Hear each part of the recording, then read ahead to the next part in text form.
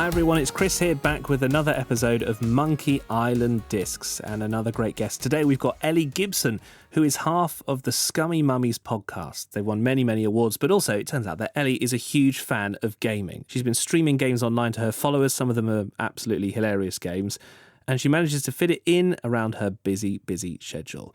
We started off, as ever, with her earliest gaming memories. I do remember it quite distinctly. It was Jet Set Willy, which I don't know if you're familiar with. It's on the Spectrum, isn't it? It's a very old game. Yes, that's right. Something. I would have been very little, and I went to my friend's house, my friend Nancy and Megan's house, and it was just the coolest thing. I'd never seen a video game before, let alone one that had a keyboard with rubber keys. And also they had an air raid shelter in their back garden still from the war, because that is how long ago it was, Chris. Unbelievably. Seriously, they're an air raid shelter. So yes, but I just remember seeing it and going, oh, you can press the thing and then the man moves. And I remember thinking that was absolutely amazing, mind-blowing. It's like a very early kind of Mario style, isn't it? I think I remember now. It's like you jump, and it was quite a basic one. Yes, very basic, very sort of. It looks like it was made out of Ceefax. It was one of those ones, one of the very earliest ones. And I think there was a thing where it might have been without an or with a sequel where you couldn't complete it. There was some bug in the game where it was impossible to complete. There might have been Jet Set Willy 2 though. But yeah, 1984 it came out. So I would have been about seven or eight.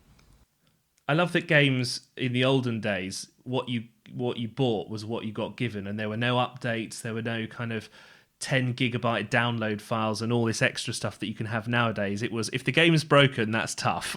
Yeah, no, there was no such thing as downloadable content, DLC, was there? That was just it, which in a way, I don't know, maybe this makes me sound like an old fart, which I quite like, to be honest, because, like, you know, with a game like Assassin's Creed Valhalla, which is obviously amazing, absolutely massive, it took me 97 hours to complete that, just doing the story.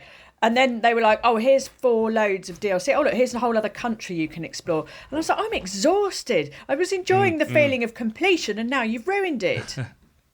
Right, are you a completionist? That's what I want to know, because I was the sort of person who had to get 100% in games, and that meant getting every achievement, which in one game, Left 4 Dead, meant killing like 90,000 zombies. So are you a completionist? No, certainly not anymore. You know, I have children now and a job, and I'm very conscious of my own mortality. So less so at the age of 40, nearly 45. But I have been a completionist. Like when I was at university, I did an English degree, which basically meant I spent most of 3 years playing video games. And I remember getting not just 100%, but 101% on Donkey Kong Country, which you only get by collecting every single banana in the game. And that is a lot of bananas.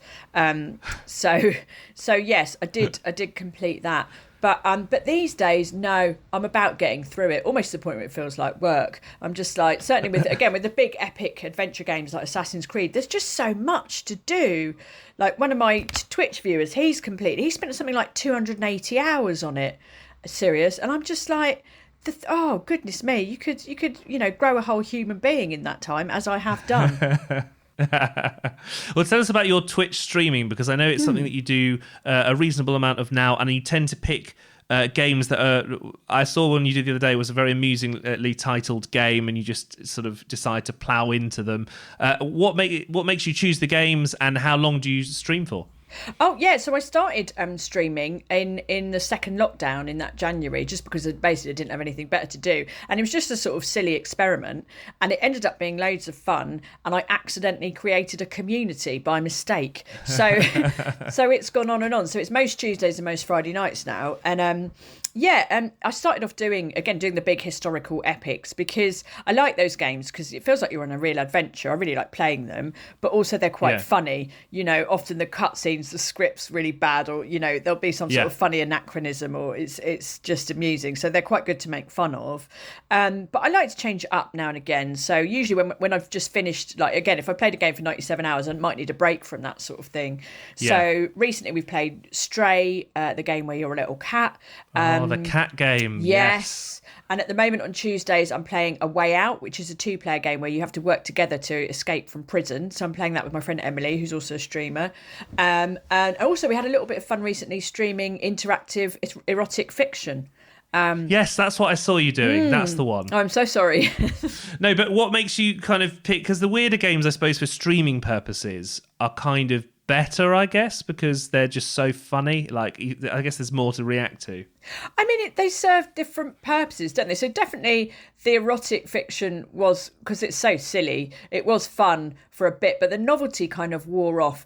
And then we all got a bit bored of the fact that they're not really that erotic. Like, it's at no point did we actually see any rude bits, let alone see any rude bits going in and out of other rude bits, which frankly, if you're not going to see that, there's no point, is there? So we gave up. So the novelty, and similarly, we played, what's it called? Trombone Champ. Oh wow! Yeah, we played that and that to be honest, that was an evening, because I'm not sure how long anyone, including me, wants to watch someone playing a fictional trombone badly. I just don't know about the entertainment value in that, really. Whereas what's nice for me about the big adventure games is that, and what I love about Twitch is that I feel like I'm on an adventure with some mates. You know, it feels like we're on this big quest and we're exploring this world. And because we're doing that together, that's how you end up with little, shared jokes and memories and stories. Or remember that time you set your horse on fire, which frankly is about every 20 minutes. But, I like those games because they feel like you're having a little journey with some buddies, and that's the most fun, really. You just reminded me of the time where I played and reviewed Love Island, the game, for your mobile phone. Not a terrible game. Not a terrible. Could be worse. It was actually... I was getting into it more than I should have, and I don't really like Love Island, but I thought the scripting's actually quite good in this, and I found myself getting absorbed. But I suppose that's the nice thing about playing games for the sake of playing them, is that you can actually discover stuff, I guess, that because you're not going to play Trombone Champion just on your own, I'm imagining. No, I mean, look, Trombone Champion is a very strange one. I'm trying to write something about it at the moment because I didn't get on with it really. I was like, I don't understand this. This is just Guitar Hero with fart noises.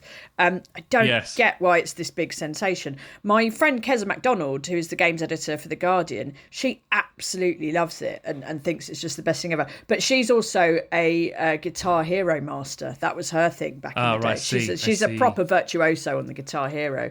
So, but look, that's one of the things that I absolutely love about video games, especially these days. In the old days of Jet Set Willy, all the games kind of looked like that, and they were all pretty much about jumping over some things or shooting some things, and that was kind of it. Whereas what I love is that now there's this so many genres, and within those, so many different types of games and kinds of graphics and artistic styles and narratives, and I just think it's a great time to be a gamer. Stop kidding around. Snake?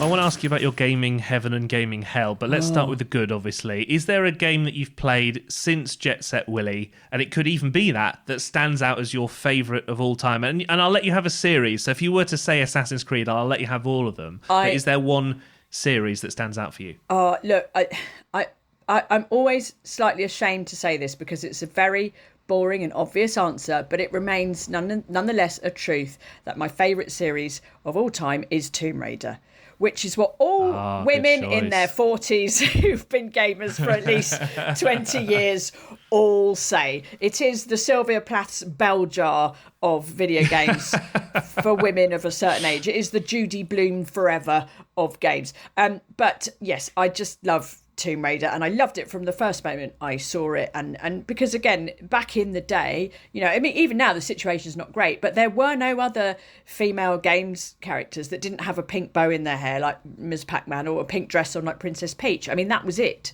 So to see this female character who, yes, she had big knockers, but she was incredibly strong and athletic and clever, and also brilliantly, I think she was kind of a bit of a blank canvas in terms of you didn't know a lot. You knew sort of who she was in terms of, she's posh and she, but you didn't really know what kind of personality Lara had, which meant, of course, you could project your own personality onto her.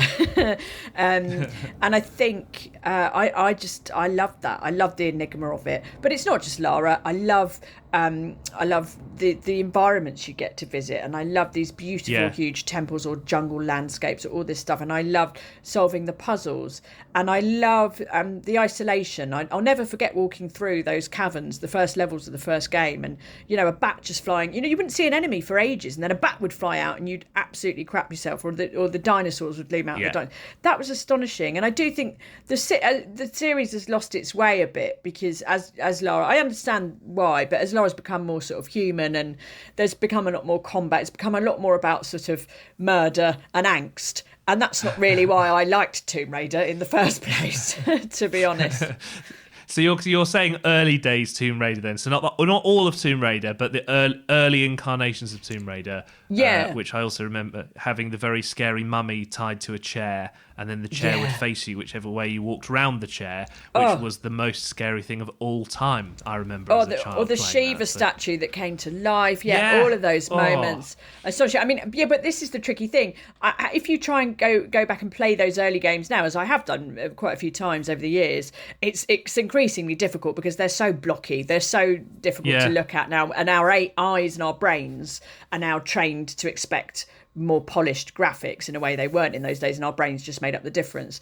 Whereas the modern Tomb Raider games, absolutely stunning, and there are some absolutely gorgeous landscapes in them and great puzzles, but I could just do without all the murdery bits in between, really.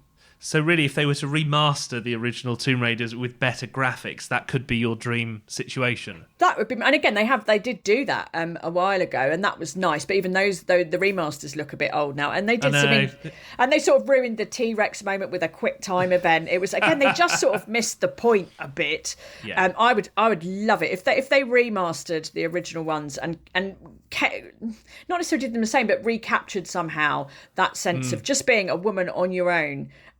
Solving these puzzles in these beautiful environments, that would be my dream, yes. So let's go to perhaps the worst game that you've ever played, or at least one that was so frustrating that you considered snapping the disc in half. Is there one that comes to mind when there's one that you hate? I've got a top 10 because... wow. because...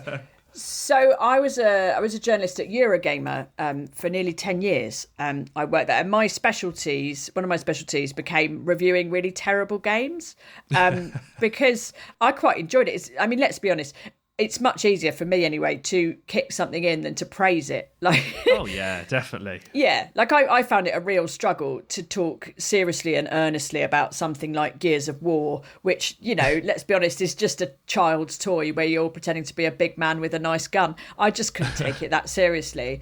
But I liked playing the rubbish games because it was easy to go, oh, for goodness sake. So on that list, there were so many. There was Fighter Within, which was an Xbox Kinect game that just didn't work and it was awful. Tony Hawk Ride, did you ever play that, where you had a plastic skateboard? I saw it, but I didn't commit to the peripheral because I thought it looked a bit stupid, and I sucked at skateboarding in real life, so it was a step too far for me.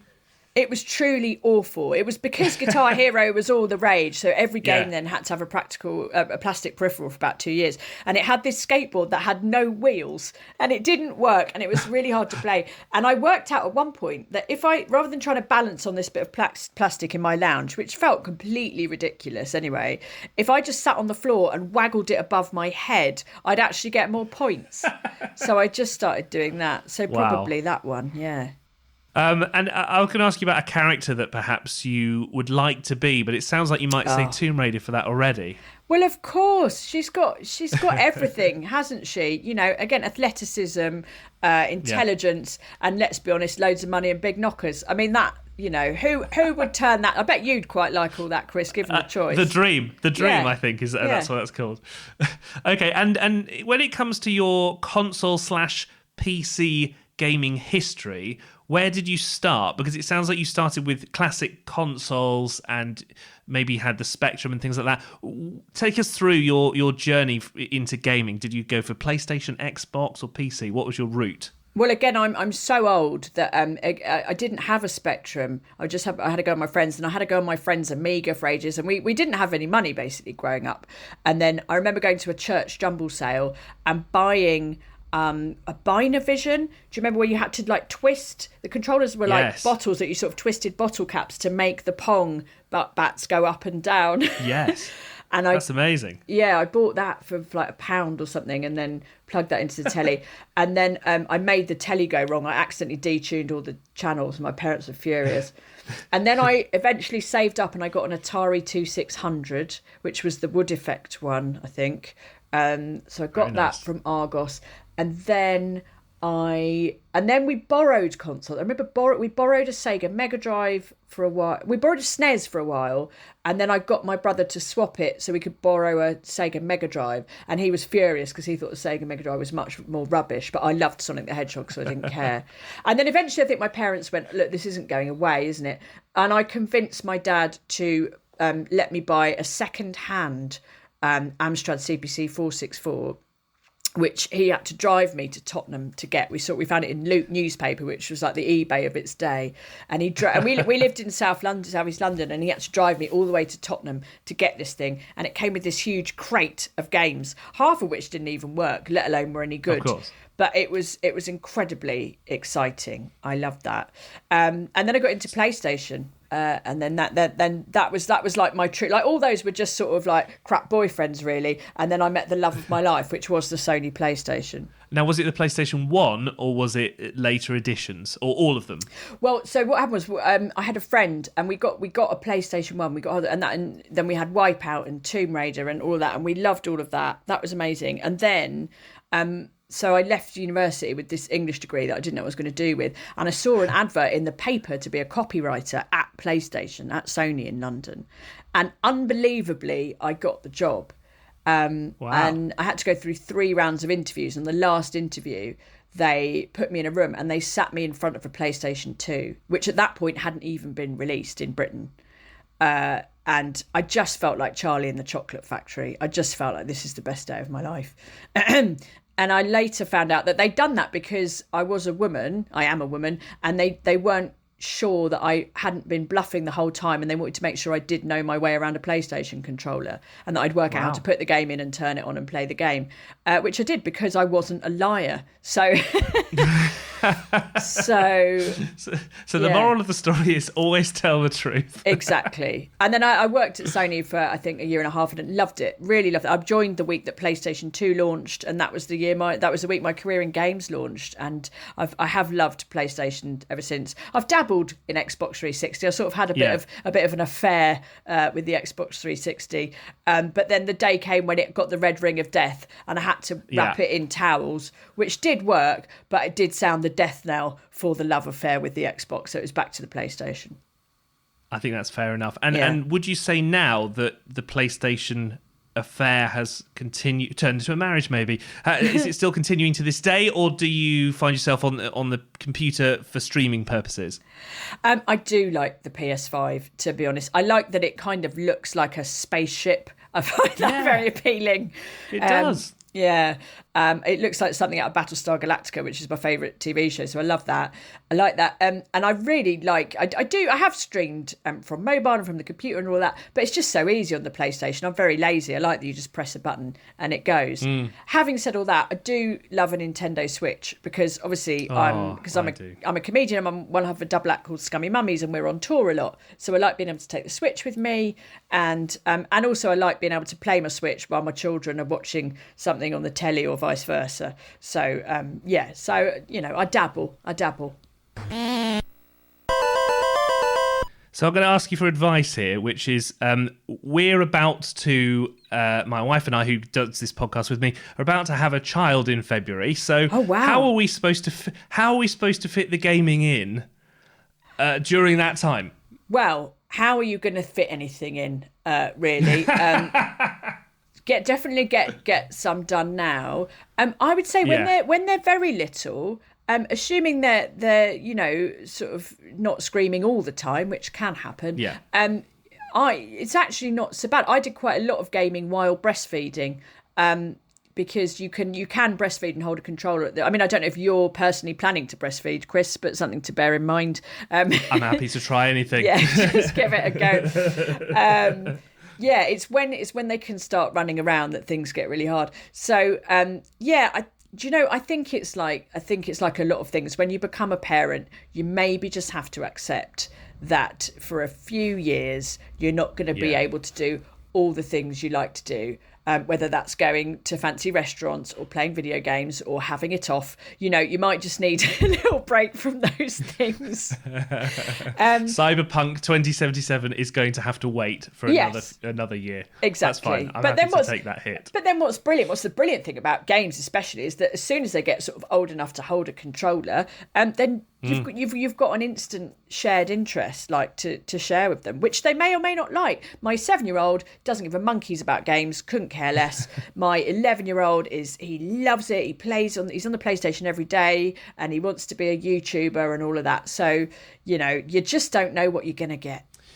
Take us through the Scummy Mummies podcast of the touring and how you squeeze the gaming in on the side of that as well, because I'm imagining that it sounds like it's so much fun. Oh, loads of fun.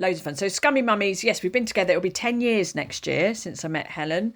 And we do this live comedy show and it's all about how we love our kids, blah, blah, blah. But parenting is really hard and messy and funny, as you're about to find out. So something to look forward to.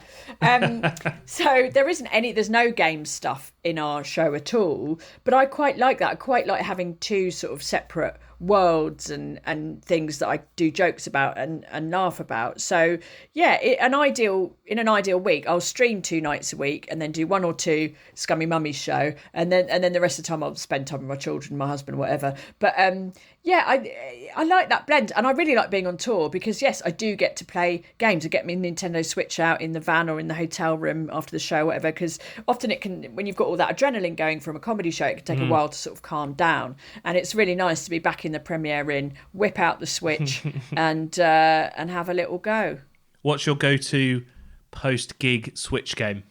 Oh, it depends. At the moment, I'm playing that Disney one, the one that's like, what's it called? Magical. Oh, Dream World or something. Yeah, it's quite new.